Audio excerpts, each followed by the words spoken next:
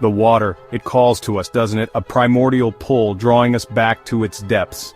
For centuries we've sought to unlock its secrets, to understand the creatures that lurk beneath its surface. And with that pursuit comes a whole host of stories, legends, myths, and truths.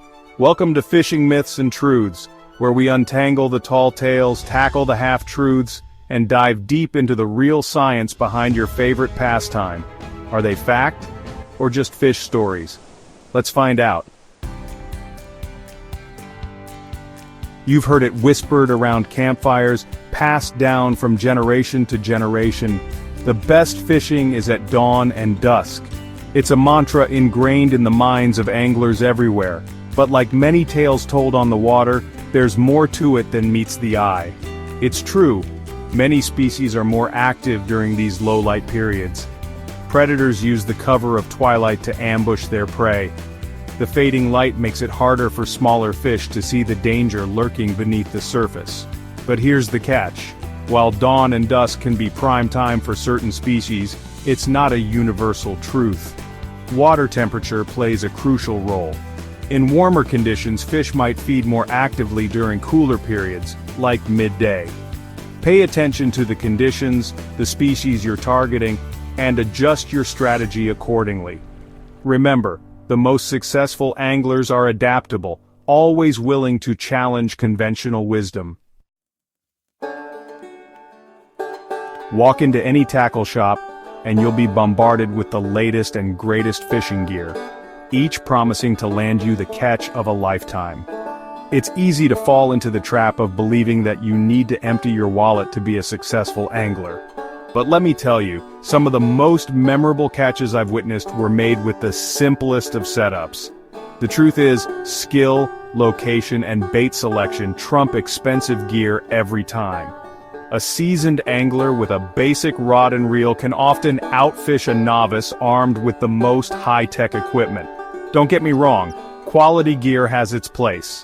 A well-made rod and reel will offer smoother casting, greater sensitivity, and increased durability.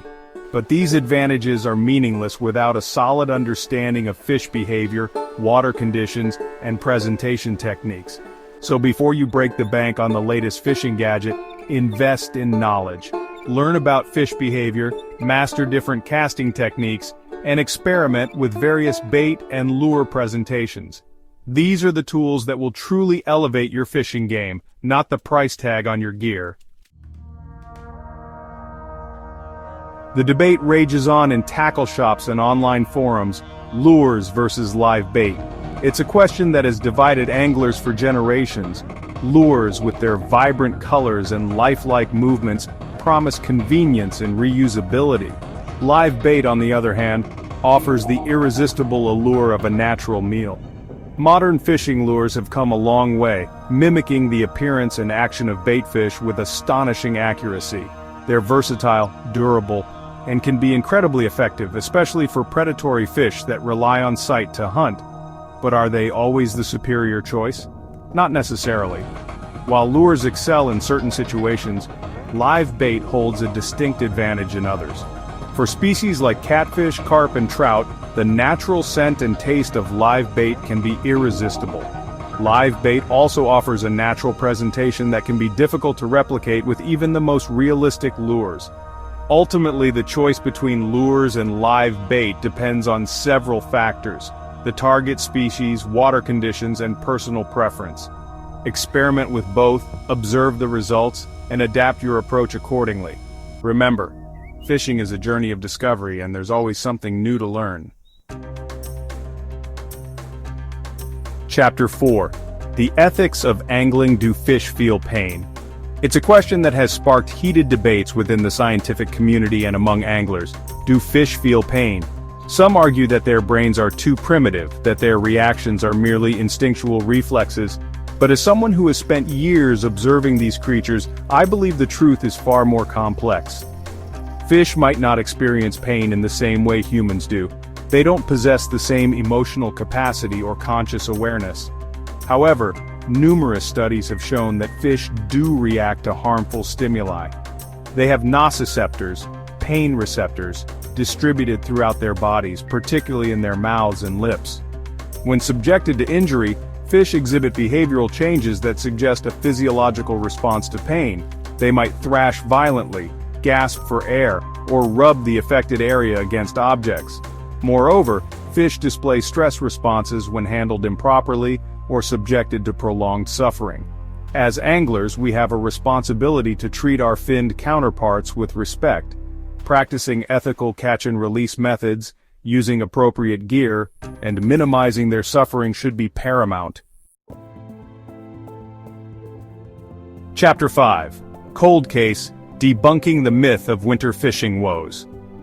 As temperatures plummet and icy winds sweep across the water, many anglers hang up their rods, believing that fish activity grinds to a halt during the colder months. But just like the creatures I've encountered in the frigid depths of the world's oceans, fish don't simply disappear when the mercury drops. It's true, their metabolism slows down in cold water, and they become less active. But they still need to eat, albeit less frequently. The key to successful winter fishing lies in understanding how their behavior changes and adapting your approach accordingly. Presentation becomes even more critical during the winter months. Fish are less likely to chase after fast-moving lures or baits. Instead, focus on slower presentations, using smaller profiles that mimic the sluggish prey fish common in cold water. Patience is also paramount. Winter fish are often lethargic and might take longer to strike. Embrace the challenge, refine your techniques, and you might be surprised by the rewards that await you beneath the wintry surface. Chapter 6. Bait Size Matters: Separating Fact from Fiction. It seems logical, doesn't it? Bigger bait, bigger fish. It's a concept ingrained in the minds of many anglers.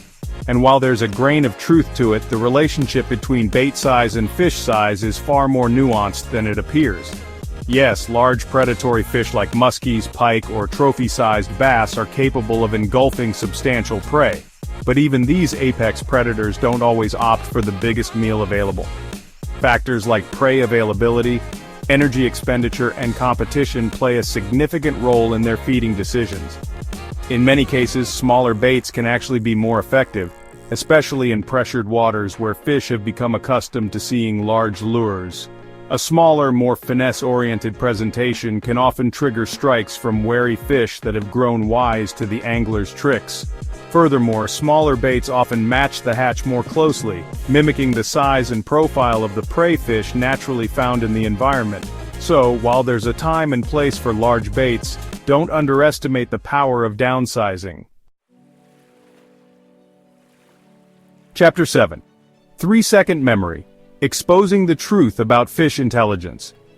Fish have a 3-second memory. It's a statement uttered with a chuckle, often used to downplay the intelligence of these underwater creatures. But to believe that fish are nothing more than swimming automatons, incapable of learning or retaining information, is to vastly underestimate their cognitive abilities. While fish might not possess the complex brain structures of mammals, they're far from being simple-minded. Studies have shown that fish are capable of learning and remembering information, often for extended periods. They can recall feeding spots, recognize individual anglers, and even learn to avoid certain lures or fishing techniques. In fact, some species of fish exhibit surprisingly complex behaviors. For instance, archerfish have been observed shooting jets of water at insects above the surface, demonstrating impressive accuracy and problem-solving skills. Cichlids, another fascinating group of fish, display intricate social structures and communication methods. They can recognize individuals within their group, remember past interactions, and even exhibit cooperative behaviors. The notion that fish are incapable of learning or remembering is simply untrue. From dawn and dusk myths to the intelligence of fish, we've explored some of the most common misconceptions in the fishing world. Remember, fishing is about more than just casting a line. It's about understanding the delicate balance of the underwater world and the creatures that inhabit it.